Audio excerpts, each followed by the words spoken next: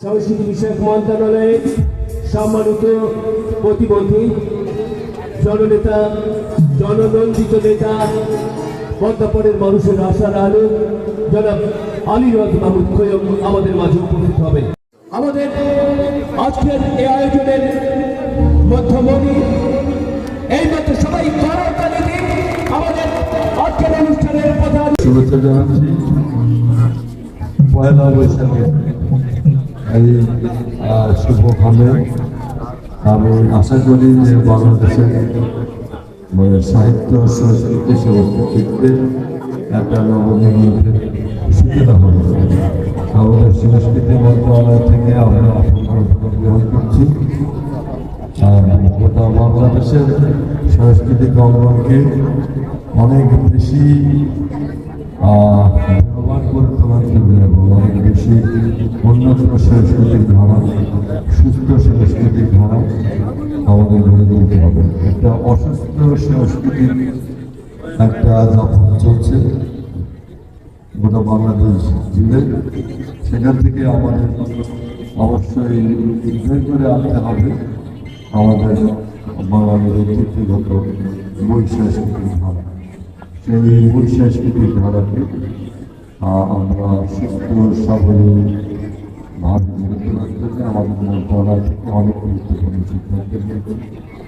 আগামী বছর আমি আশা করি অন্য একটা অন্যরকম একটা পয়লা বৈশাখ হবে।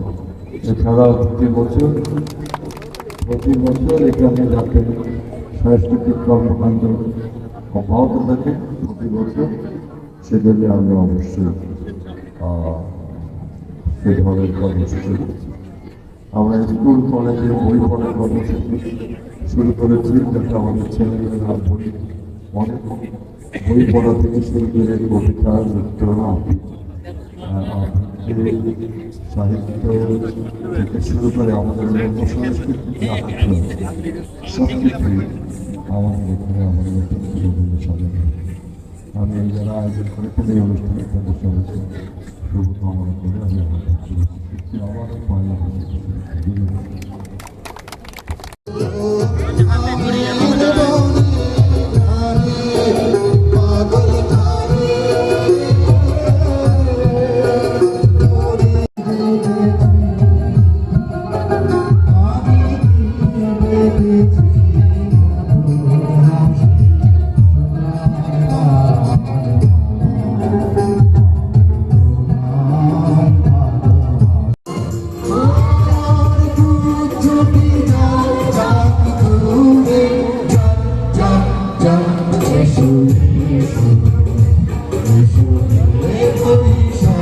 Yes.